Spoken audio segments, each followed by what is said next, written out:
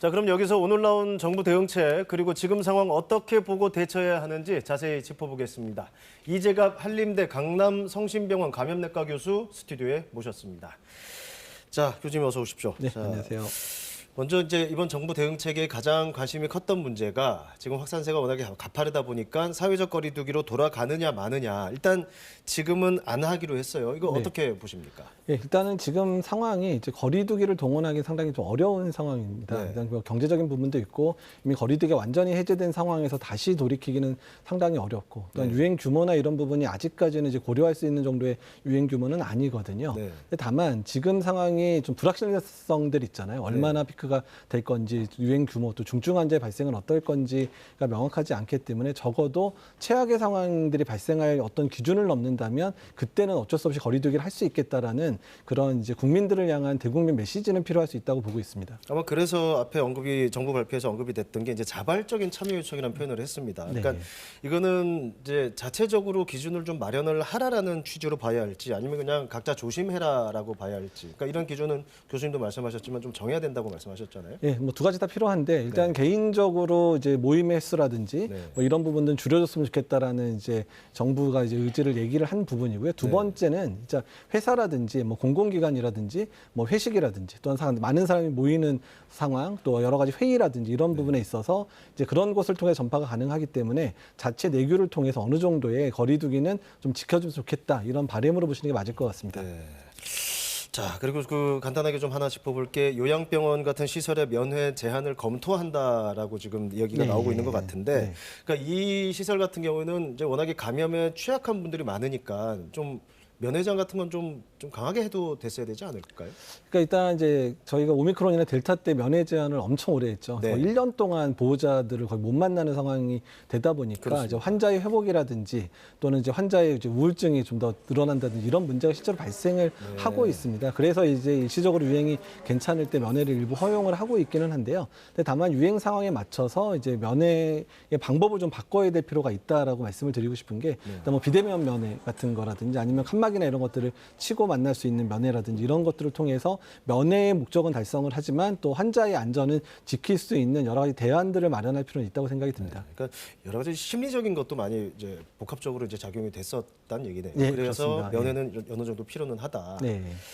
자, 오늘 대책 핵심이 이제 백신 4차 접종에 대한 얘기가 이제 핵심입니다. 이제 50대도 맞게 하고 그 아래는 뭐 예를 들어 기저질환자나 고위험군 등 이제 이 백신 조치는 좀 적절하다고 판단할 수 있을까요? 예, 어쩌면 지금 할 수 있는 최선의 조치라고 생각이 됩니다. 네. 그러니까 지금 이제 뭐 새롭게 그 변이에 이제 특화되어 있는 개량 백신이 아직 나오지 않은 상황에서는 네. 기존에 가지고 있는 백신으로 가장 이제 효과를 낼 수 있는 방법을 동원할 수밖에 없거든요. 네. 근데 일단 지금 감염 예방 효과는 BA.5 자체가 너무 면역 회피가 강하니까 네. 이제 젊은 층에서의 접종을 하더라도 젊은 층에 감염 예방하기 너무 어려운 상황이 돼버렸지만 다만 중증 예방 효과는 어느 정도 남아 있게 되거든요. 네. 그러니까 접종 전략 자체가 고위험군 중심으로 접종을 해서 일단 고위험군의 중증화, 특히 사망률을 이제 낮추는 방식으로 가야 되기 때문에 그래서 60대 이상의 4차 접종률을 올릴 수 있는 그런 노력을 하고 그다음에 50대 이상부터는 치명률이 증가되니까 50대 이상도 접종에 동참하게 하고 또 연령과 무관하게 면역 저하자 또한 만성 질환자 같은 경우에도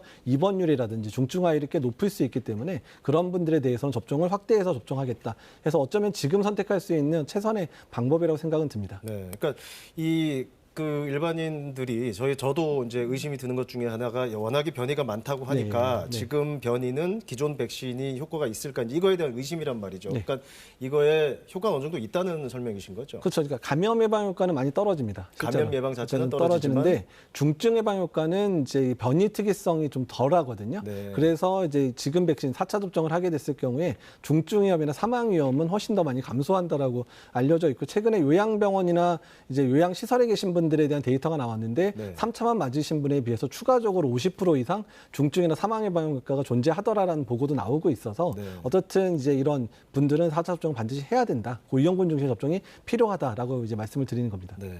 또 하나 백신 얘기를 좀 더 해보면 이제 개량 백신에 대한 얘기가 네. 국제적으로도 그렇고 우리도 이제 서두른다 뭐 이런 얘기가 나오고 있습니다. 그런데 사실 이제 일반인 입장에서는 일단 지금 50대 이상의 권고로 접종을 하도록 돼 있지만 그러면 이왕이면 좀 더 효과가 좋아질 것으로 보이는 개량 백신을 맞으려고 오히려 그걸 기다리는 게 낫지 않겠느냐 뭐 이런 심리도 좀 있는 것 같아요. 여기에 대해서 좀 설명을 해주셨으면 하는. 그러니까 이제 개량 백신의 가장 큰 장점은 감염 예방 효과도 회복이 되고, 그렇죠. 그다음에 중증 예방 효과도 회복이 되니까 젊은층 같은 경우에는 만약에 이제 유행 자체가 너무 악화되거나 중증 위험이 높은 그런 새로운 변이가 나오지 않는다면 일단은 개량 백신을 맞아 기다렸다 맞는 것도 뭐 그렇게 나쁘지는 않습니다. 네. 근데 이제 말씀드린 대로 고위험군은 지금 그런 걸 기다릴 수 있을 만큼 그렇죠. 여유가 없으니까 고위험군 먼저 맞추고, 개량 백신이 나와봐야 9월 이후가 될 것 같고, 또 초기 물량 자체가 충분히 공급될 건 또 아니기 때문에 그래서 개량 백신에 대한 부분들은 이제 옵션으로 남겨놓고 현재의 백신 전략은 현재 가지고 있는 옵션을 가지고 가야 된다,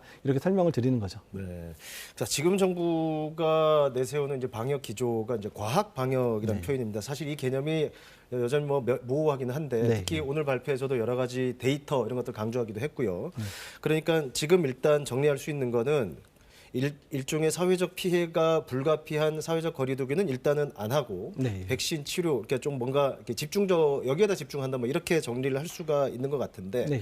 오늘 나온 내용들 보면은 그 부분에 대해서 좀 실효성이 좀 있을 거라고 판단이 되십니까? 그러니까 뭐 실효성이 있다기보다는 반대로 지금 할 수 있는 게 그거밖에 없다라고 보는 게 훨씬 맞습니다. 그러니까 지금 교수님 말씀은 지금 현실적으로 할 수 있는 거냐 네. 아니면은 감염병 전문가로서는 좀 부족한 또는 아니면 지금 지금 그 정도밖에 할 수 없겠지만 좀 더 해야 되지 않겠느냐 뭐 이런 의견이 좀 엇갈릴 수도 있을 것 같아서. 그러니까 현재로서는 지금 말하는 수준 더 이상의 대책을 얘기하기엔 좀 어려운 상황이라는 부분입니다. 유행 자체가 아주 커지지도 않은 네. 상황이고, 거리두기를 하기엔 경제적상이 너무 어려운 상황이고, 그렇죠. 예. 그래서 어쩔 수 없이 그러면 고위험군을 예방하는 중심으로 가야 된다. 네. 그러니까 예방접종 이제 고령층에 하고, 또한 이제 팍스로비드나 라게브리오 같은 치료제를 고위험군한테 빨리 투약할 수 있게끔 하는 방법들을 개발하고, 이제 이런 방법 외에는 특별한 게 없다는 얘기고요. 네. 근데 언제나 그렇지만 유행 규모가 우리가 예측한 수학적 모델링이나 이런 거에서 예측한 수준 정도에서 이제 꺾이게 되면 이제 의료 대응 체계 정도의 정비만으로도 어느 정도 버틸 수는 있는데, 네. 만약에 우리가 오미크론 때도 우리 예상보다 훨씬 더 유행이 커졌잖아요. 네. 그러니까 그런 유행이 커졌을 때의 상황에 대한 대비도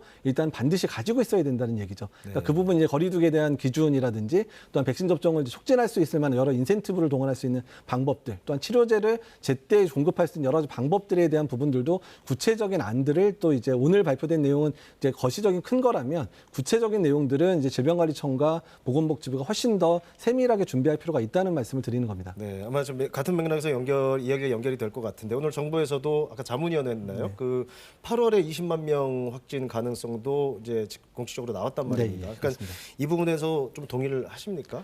예, 일단 많은 모델링이 한 평균적으로 15만에서 20만 얘기를 하고 있지만 네. 특정 모델링은 한 30만도 올라갈 수 있다, 이렇게 얘기를 하고 있는 상황입니다. 네. 그리고 이제 미국에서 나온 데이터 보면 전체 확진자 규모는 10만 명이지만 일단은 이제 진단 체계에 들어오지 않는 사람까지 따지면 뭐 7배 이상 될 수 있다는 그런 레포트들도 미국에서 나오고 있잖아요. 네. 근데 우리나라도 문제가 확진자의 규모에 비해서 이제 진단 체계에 들어가지 않는 사람이 5월 통계 보더라도 3분의 1 정도는 이미 코로나 의심되는데 검사를 안 받고 있는 분들이 이미 나오고 있거든요. 네. 그러니까 그런 여러 가지 요소들로 인해서 우리가 예상했던 것보다 유행 규모가 커질 수도 있고, 또 확진자 규모가 20만 명이면 실제 감염자는 훨씬 더 많은 30만 명, 40만 명일 수도 있기 때문에 이제 그에 대한 철저한 대비가 필요하다는 부분들을 말씀드리는 겁니다. 네. 사실 지난번 오미크론 때는 많이 놀랐단 말입니다. 그 당시 네. 뭐 20만, 30만 예측하다가 60만 나오기도 네. 했었고 사실 모델링이란 게 그렇게 정확하게 맞출 수 있는 것도 아니기 때문에 네. 그래서 이제 이런 거에 대한 관심이 많을 수밖에 없는데 네.